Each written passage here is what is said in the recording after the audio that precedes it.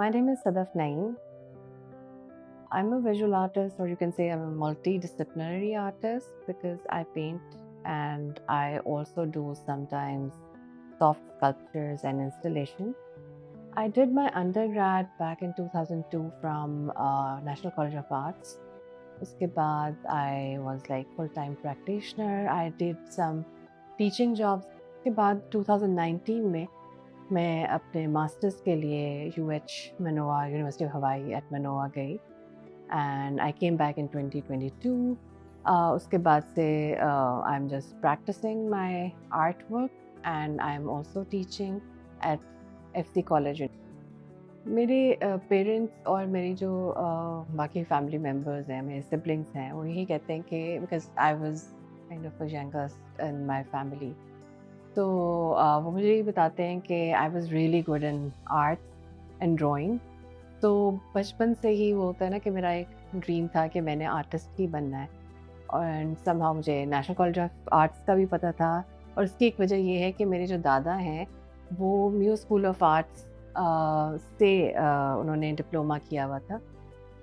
Partition से बहुत पहले वो एक महाराजा की स्कॉलरशिप पे लाहौर आए थे और उन्होंने म्यू स्कूल ऑफ आर्ट से डिप्लोमा किया था आर्किटेक्चर का. तो आई थिंक उस कनेक्शन से मुझे नेशनल कॉलेज ऑफ आर्ट्स का पता था कि वहाँ क्या होता है. So I really wanted to go to National College of Arts जब मैं इंटरमीडिएट भी कर रही थी. आफ्टर ग्रेजुएशन आई थिंक सबसे बड़ा टास्क ये होता है कि आप अपनी प्रैक्टिस को जारी रखें, बिकॉज़ यहाँ पे जनरली लड़कियों के साथ ये होता है कि अच्छा शादी हो जाती है और उसके बाद आप अपने हाउस होल्ड में इतना ज़्यादा बिज़ी हो जाते हैं कि वो जो आपका एक प्रैक्टिस वाली चीज़ है वो पीछे रह जाती है. तो लकीली मैं एक ऐसे हाउस होल्ड में गई जहाँ पे स्टूडियो ज़्यादा था और घर कम था. तो मुझे वो सारी अपॉर्चुनिटीज़ मिली जहाँ पे मैं फुल फ्लेज अपनी प्रैक्टिस कर सकती हूँ. उसमें जो सबसे बड़ा चैलेंज था वो ये था कि मेरे जो सराउंडिंग में लोग थे, जो मेरे हमारे स्टूडियो में हमारे आसपास थे, वो टीचर्स के भी टीचर्स थे. तो आई थिंक वो एक बहुत बड़ा गैप था. उससे सीखने को भी बहुत ज़्यादा मिला, but it was kind of a challenging environment also because मुझे लगता था कि हम बहुत ही छोटे हैं और मुझे बहुत ही अभी सीखना है. तो बट ग्रेजुअली आई गेस आपको ये मौका मिलता है कि आप काम करते रहते हैं और फिर वो कॉन्फिडेंस भी आप में डेवलप होता है. तो आई थिंक मेरी पूरी जो एक जर्नी है इसमें मेरे जो हस्बैंड हैं आरिफ नईम, उनका बहुत इम्पोर्टेंट रोल है. और उस स्टूडियो इन्वायरमेंट का जो ऑब्वियसली उन्होंने इस्टेब्लिश की हुई थी एंड मैं फिर उसका हिस्सा बनी. And these days I'm also part of studio. I'm director of studio RM. तो आई थिंक ये एक मेरे लिए बहुत ही एक पॉजिटिव चीज़ थी बिकॉज़ वो जो कॉलेज से निकलने के बाद आपको एक एनवायरनमेंट ढूंढनी पड़ती है जहाँ पे आप वैसे ही काम कर सकें, या एक क्रिएटिव एनवायरनमेंट आपको मिले जहाँ पे किसी सोच की बंदिश ना हो. तो I guess I was like really really fortunate to have such kind of a thing जहाँ पे मुझे किसी तरह की रोक टोक नहीं थी और मैं खुल के पेंटिंग कर सकती थी और अपना आर्ट बना सकती थी. एनसीए की जो एक स्पेशल बात है ना वो यही है कि वहाँ पे एक इंडिविजुअलिटी पे काम होता है. फॉर एग्जांपल वहाँ पे अगर आप अभी भी जाके देखेंगे तो हर स्टूडेंट का, हर इंडिविजुअल का एक डिफरेंट तरह का को स्टाइल नज़र आएगा. तो वहाँ पे बहुत एक इंडिविजुअलिटी डेवलप होती है आई गेस. तो that was actually the best thing जो मेरे साथ हुई, क्योंकि आप ग्रेजुअली जब आप जाते हैं तो बहुत रॉ होते हैं. फिर एनसीए में आपकी एक पूरी पर्सनालिटी डेवलप होती है. तो बेसिक जो स्किल्स हैं, जैसा फाउंडेशन ईयर करने के बाद I did my fine arts and उसमें मेजर मेरा पेंटिंग था. और उसमें मुझे बहुत ही इंस्पिरेशनल टीचर्स मिले जिसमें आपको बहुत लगता है कि सीखने का मार्जिन बहुत ज़्यादा है. और उसके बाद जब आप ग्रेजुएट कर जाते हैं तो आई थिंक वो स्ट्रगल दोबारा से शुरू होती है बिकॉज़ आपको लगता है आप ज़ीरो पॉइंट पे आ गए और अब यहाँ से आपकी एक नई जर्नी शुरू हो रही है और आपने उसको कैसे परस्यू करना है. तो उसमें मुझे लगता है कि मेरे जो सारे मेंटोर्स थे उनका बहुत एक बड़ा रोल है। I was just pursuing, I just wanted to do my painting. मेरी जो फर्स्ट जॉब थी 2004 में, आई जॉइंट किनेट कॉलेज। वहाँ पे एक डिपार्टमेंट स्टैब्लिश हो रहा था डॉक्टर रुखसाना डेविड के साथ। I was also there and हमने थोड़ा बहुत उसके डिपार्टमेंट की बनाने पे काम किया। But somehow I just thought कि ये बहुत मैं डिवाइड हो रही हूँ बिटवीन जॉब एंड अपना जो काम है। Then I left my job और मेरा फुल फोकस जो था ना वो मेरी पेंटिंग पे हो गया and I did some solo exhibitions. मेरा फर्स्ट सोलो हुआ था 2007 में। It was in Lahore and the show title was unspoken. इसी तरह से आई थिंक वो एक बहुत आपका पहला एक जो कह लें कि माइलस्टोन होता है ना, वो था जब आपका एक सोलो हो जाए। तो solo is like kind of a big thing for an artist, और उस एज में आपको सोलो मिल जाए तो that's also kind of a big thing. फिर एंड थोड़ा सा मैं बताती हूँ कि मेरा जो काम का फोकस रहा है उसमें काम मेरा बहुत वुमेन ओरिएंटेड रहा है। जिस तरह फॉर एग्ज़ाम्पल हम एज वुमेन हम किन किन चीज़ों से गुज़रते हैं, या एक घर के अंदर औरत की प्रेजेंस क्या होती है। मैं बहुत सारे सिल्हूएट्स एंड शैडोज़ भी पेंट कर रही थी उस टाइम पे। तो आई वाज जस्ट थिंकिंग कि ये जो घर पूरा हाउस होल्ड का एक जो मेन फीचर होता है वो मदरहुड होता है या एक औरत होती है। तो आई थिंक वो मेरे काम में बहुत एक नेचुरली वो आ रहा था एंड आई जस्ट थिंक कि वो फिर डेवलप होता होता आज जो भी मैं काम कर रही हूँ वो उस तरह से डेवलप हुआ। बट मेरा जो फोकस उस टाइम पे भी बहुत वुमेन ओरिएंटेड काम पे था, और आज भी मेरे काम में बहुत एक स्ट्रक्चरल किस्म की प्रेजेंस पे मेरा काम है आजकल जो मैं पेंट कर रही हूँ।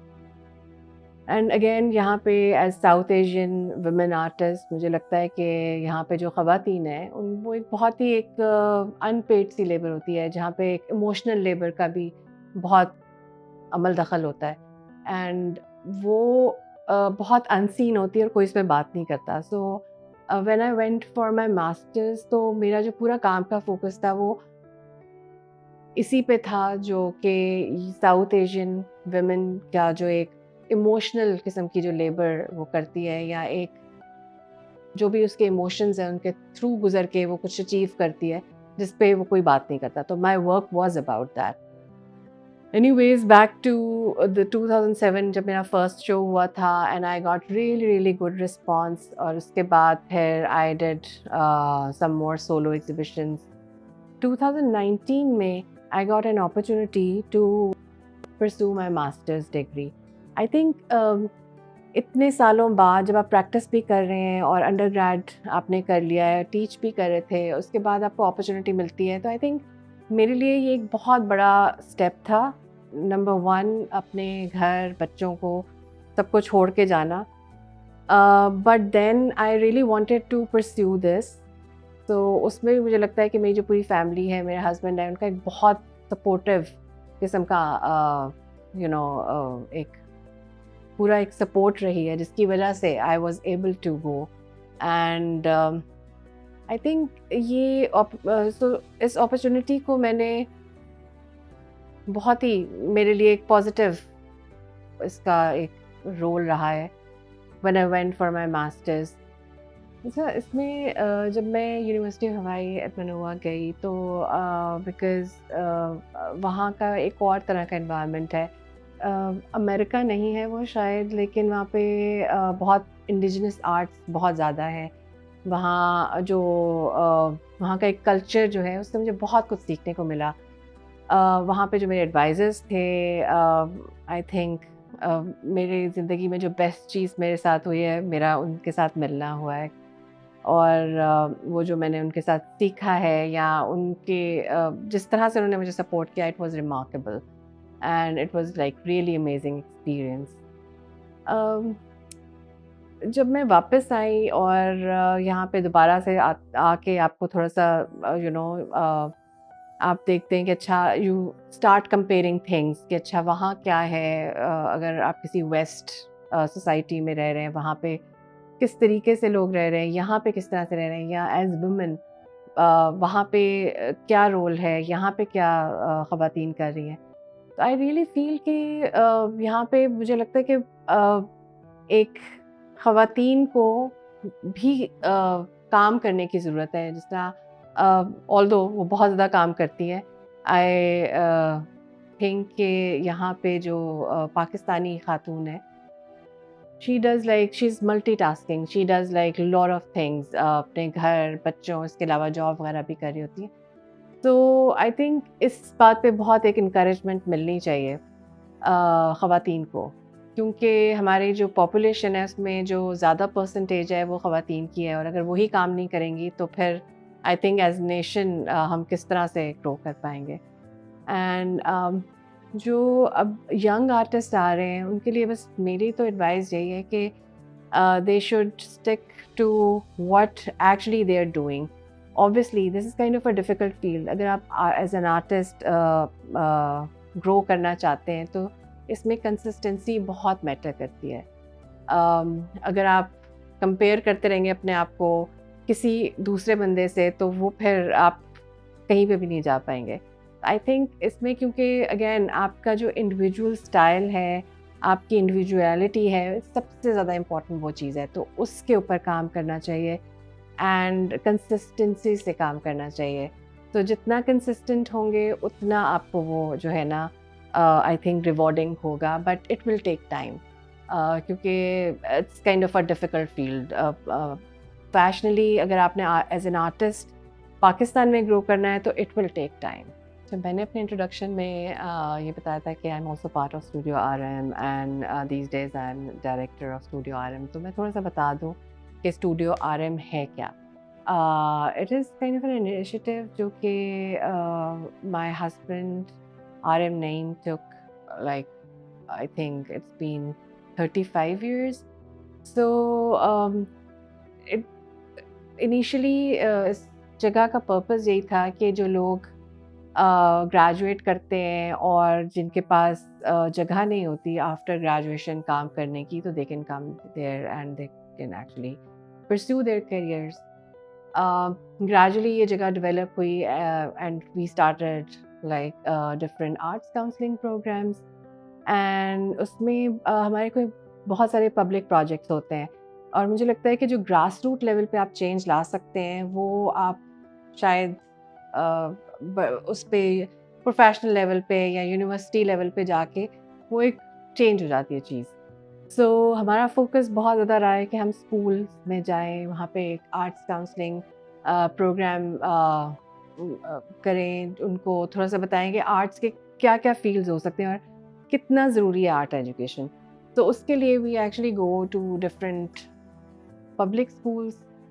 This we are doing like from last I think 20 years. So उसमें ये होता है कि हम different schools में जाते हैं, वहाँ पे workshops करवाते हैं और artist talks करते हैं। तो उससे ये एक फ़ायदा हुआ कि उसका रिस्पॉन्स हमें बहुत पॉजिटिव मिला, बिकॉज आई रिमेंबर कि एक शेखुपुरा का स्कूल था, हम लोग वहाँ पे एक वर्कशॉप के लिए गए थे फॉर अ वीक, एंड उसके बाद उसी स्कूल से आई थिंक 4 या 5 बच्चों ने उसको जो है ना आर्ट्स को प्रोफेशनली परस्यू किया। उसमें से 2 लड़कियां कैनेड में आई, कुछ NCA में गए।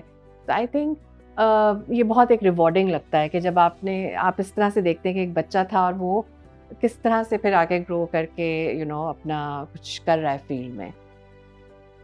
तो similarly we have like other programs Studio RM, जिसमें we have some residency programs.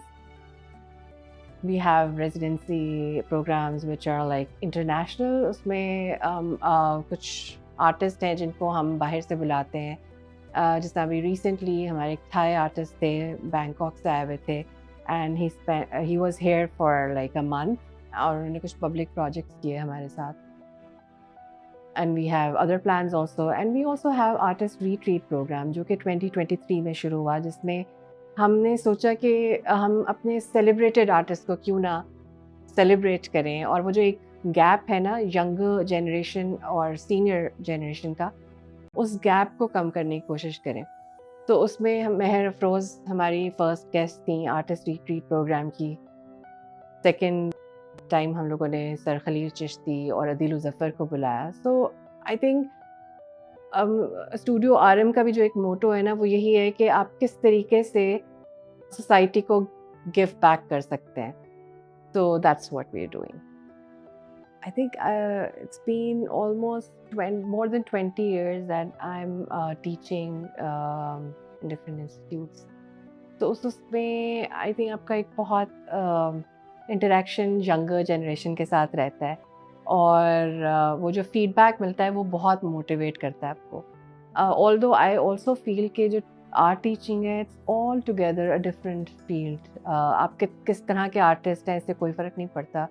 तो आपकी जो कम्युनिकेशन स्किल्स हैं, या आप किस तरह से एक यंगर जनरेशन को मोटिवेट कर सकते हैं, तो आई थिंक उस पे teaching is all about that.